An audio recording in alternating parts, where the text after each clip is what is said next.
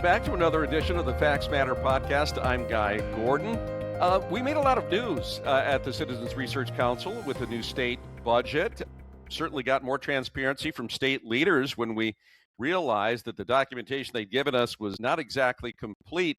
One of the things that was equally significant, perhaps not as equally significant, but it's still significant, but didn't get a lot of attention, is the emergence of this new process of replacing revenue when it's lost to a drop in student enrollment. This is something that was done under the School Aid Fund. We bring in Craig Thiel, Research Director for the CRC, to kind of explore this with us because it is something new. It is a new element of the budget, Craig.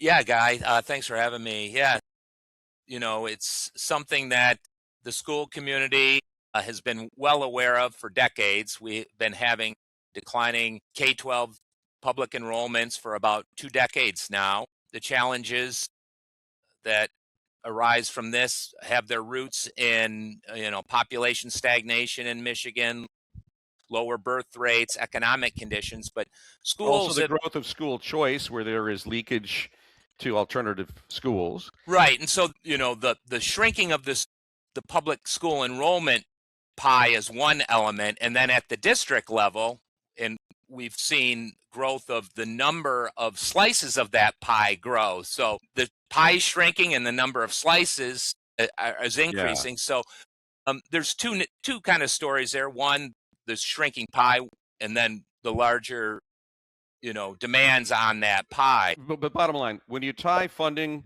to the student and the number of students shrinks, your funding shrinks, and the state has found a way to try to mitigate that. I want to jump in on how they did that in the budget, but first, let's just get our hands around the size of the problem. Yeah. How much has K-12 student enrollment declined in the state of Michigan, say, over the past 20 years?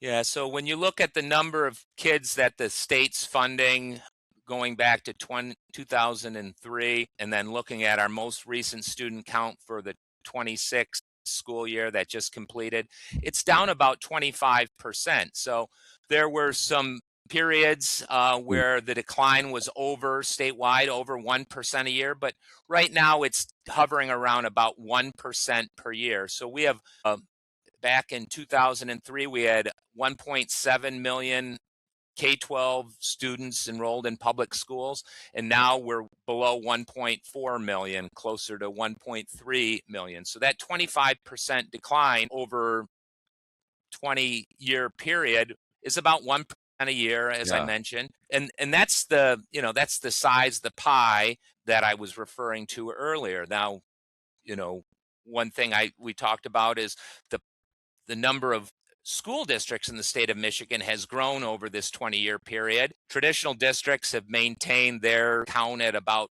550 districts, but we've seen the number of public charter schools increase from under 100 districts to about 300 today. So there's been a kind of a shrinking of the pie, and then the pie has been sliced into more pieces over this period. Right, and the pie, then you're also increasing the administrative costs when you're duplicating efforts by having so many school districts. But every district wants its autonomy. They want to serve their particular constituency. So consolidation becomes a real challenge. Yeah, and there's been efforts to try to encourage and incentivize neighboring districts to do this. There hasn't been much success on that front. So this budget really takes a look at this declining enrollment challenge and incorporates into the main funding formula a 3-year student count average. So every district next year is going to be able to take the larger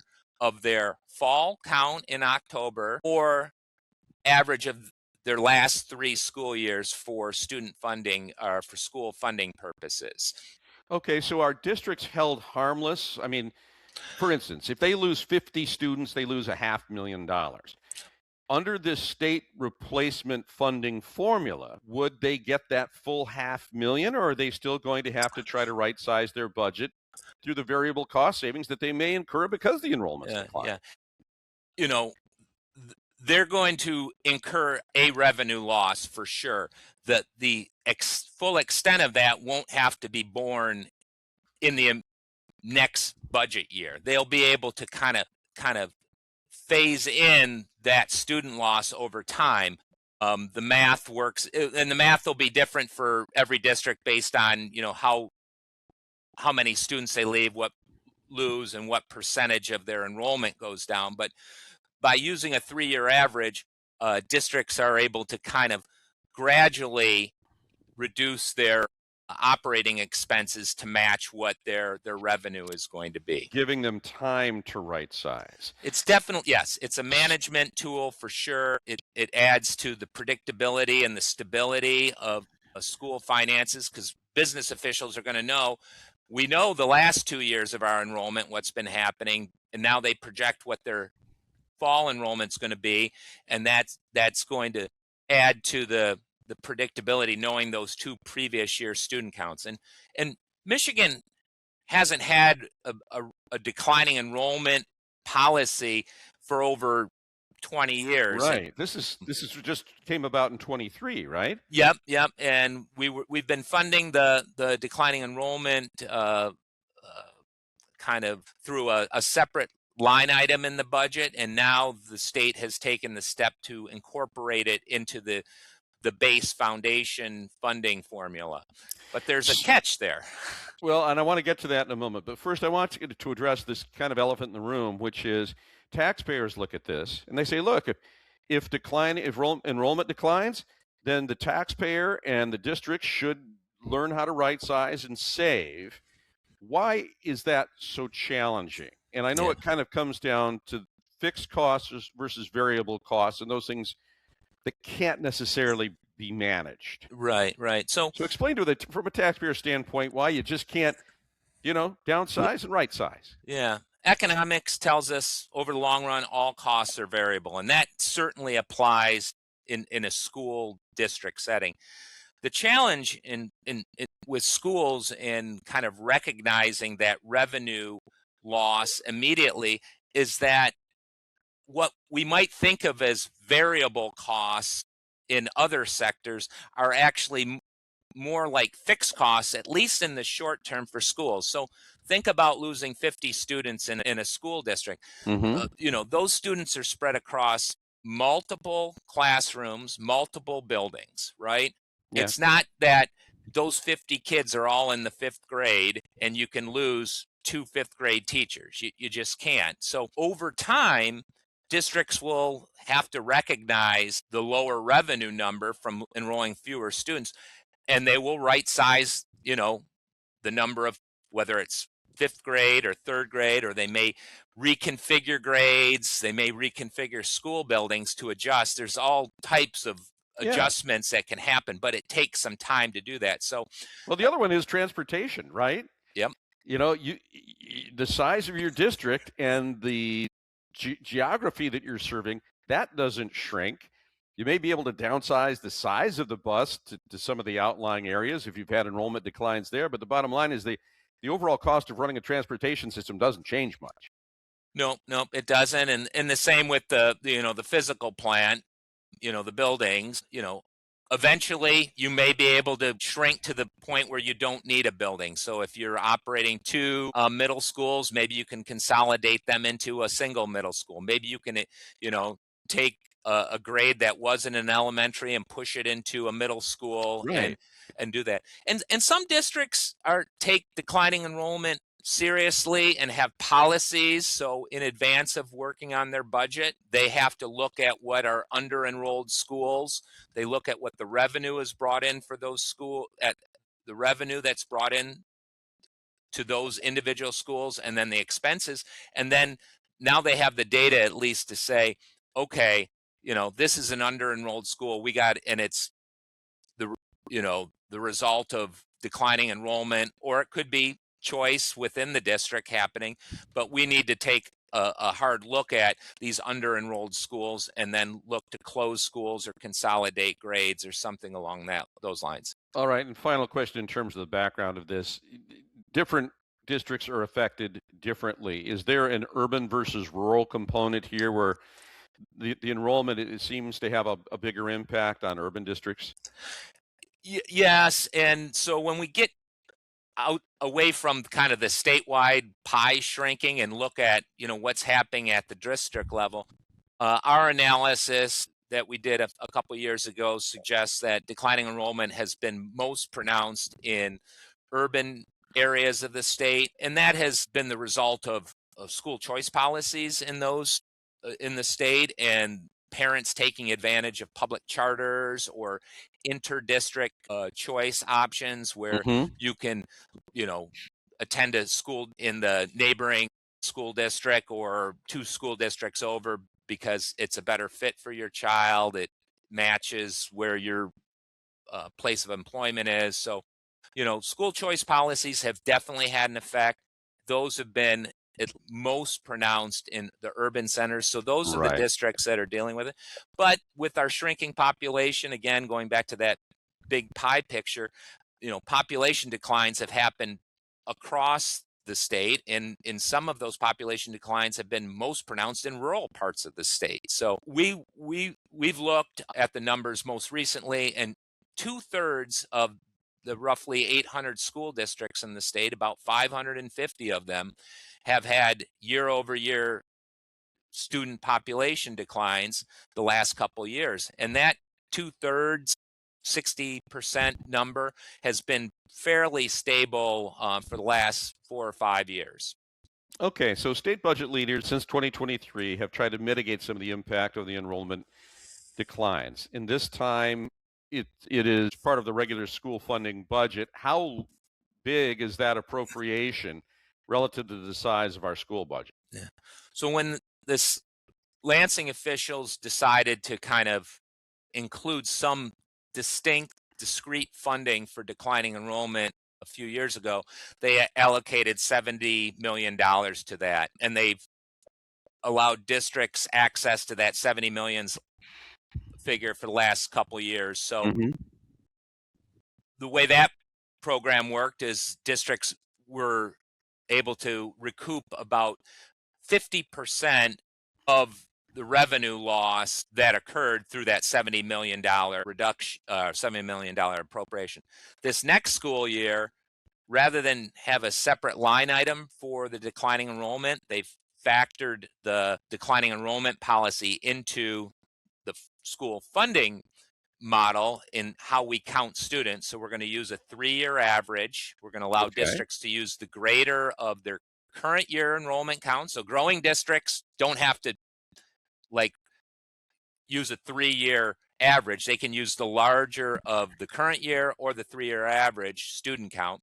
And then the state's going to pay the full foundation on that 3-year average count.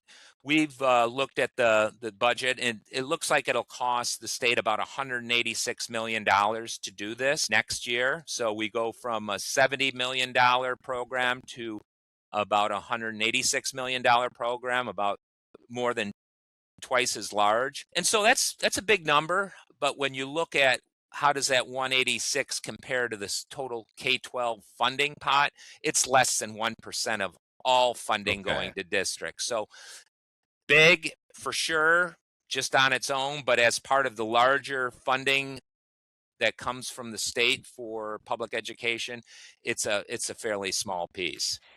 So, but from a budget process standpoint, how sustainable is it? Are these one-time So this dollars? Are these baked in? so this is the catch, and this is something that we're reporting on in the brief that we published this week. Most every aspect of the school funding formula is a permanent piece. The foundation, if we set it at $10,000 this year, districts are expecting to get at least $10,000 next year per student. And the student count, we've been using a count where we do a kind of a 90-10 blend of 90% of what this year's student count is, and then we look back and do 10% of last year's spring count. So that's always been fixed. And the funding that's associated with those components has been ongoing in the budget.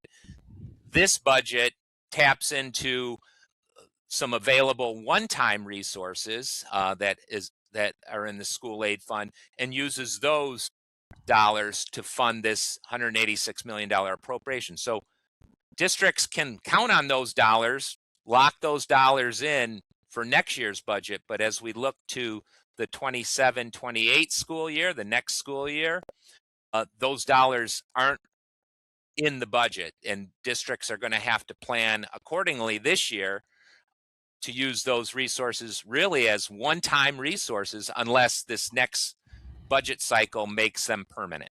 Okay, so help me with the logic of this, though. If the state sees that there are fewer students in this district, that means we're sending fewer dollars there. Why not just take 50% of the dollars we're not sending and backload that into the replacement foundation? Well, and they basically do that, Guy. What they do is when we have fewer students, so to fund, that allows Lansing officials to increase the foundation grant because those dollars aren't lost. They're just now there's more dollars to increase that per pupil allotment. This change is allowing districts to say to use a 3-year average to get their funding for next year, as opposed to whatever their funding, whatever their enrollment would be come October. So the declining enrollment districts are going to have a little longer on-ramp if this is funded long-term to right-sizing their budgets. The growing districts are still going to get their funding. They're still going to get the full funding for the number of kids who've showed up this year, which is going to be, if it's a growing district, that's greater than the previous year. So they're going to get funded. You know, if we fold this into the ongoing foundation allowance long-term, what it means is the foundation grant won't be able to grow. The per pupil foundation grant won't be able to grow as much as it would if we were making those student losses and the revenue associated with them flow back into the per pupil amount that the legislature sets every year. But you are suggesting that instead of these one-time funding sources, we need to have a dedicated source of funding, because we've got federal projections saying that Michigan's going to lose over the next few years. I guess we're one of 15 states that will be experiencing an 8% decline between now and 2031. Right. So that 25% decline that we've experienced over the last 20 years is going to grow each year. And faster than the national average. So, you know, this is definitely a long-term challenge for Michigan. It has been a long-term challenge, and it is a long-term challenge looking forward too. So our suggestion is, if it's going to be part of the school funding formula, base funding formula, it should be funded with permanent dollars. And this batch of legislature, this budget, treats it as a one-time appropriation, which, you know, if districts aren't cognizant of that and don't program the dollars accordingly, that could create a funding cliff when they go to build their 2028 budget, because they're going to say, well, look, you know, we were able to count, 100 kids last year, and now the 3-year average isn't available to us. So now we have to go back and really account for the last 3 years of enrollment declines in 1 year. So it creates a funding cliff that could be substantial for districts that have been seeing, sizable enrollment declines for each of the last 3 years. Okay. Bottom line, even if we had a baby boom, there would still be a 6-year delay, and then the kind of remedy for this. And we don't see a baby boom on the horizon, nor a population, inward migration here. So it's something that's going to be on the horizon that we have to handle. As always, you can see Craig's full paper at crcmich.org. Craig, thanks very much. Thanks, Guy. All right. In the meantime, we thank you for joining us. As always, tell your friends that if you appreciate the kind of fact-based reporting and analysis that we have here at the Facts Matter podcast, that you can find us on Spotify, Apple, wherever you get your podcasts. And also you can go to the website and maybe donate a few dollars to help keep this fact tank running. In the meantime, I'm Guy Gordon. Thanks for joining us, and have a great day. The Citizens Research Council of Michigan has been providing lawmakers, academics, the media, philanthropists, business leaders, voters, and all Michiganders with factual, unbiased, independent information on significant issues concerning state and local government organization and finance for over a century. Our research is available to you. Go online at crcmich.org and on all the social media platforms, Twitter, Blue Sky, Facebook, Instagram, LinkedIn, and download our research. Check out our numerous papers and blogs, and listen to our podcasts. And while you're there, please consider supporting our research with a donation. This has been a Facts Matter podcast, a presentation of the Citizens Research Council of Michigan.